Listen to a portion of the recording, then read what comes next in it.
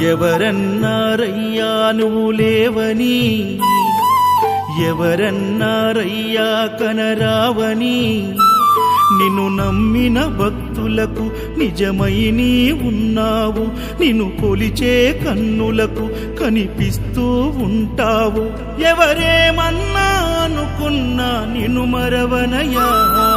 శరణమయ్యప్ప స్వామి అయ్యప్ప, శరణాలు మరవలేను విడవలేను.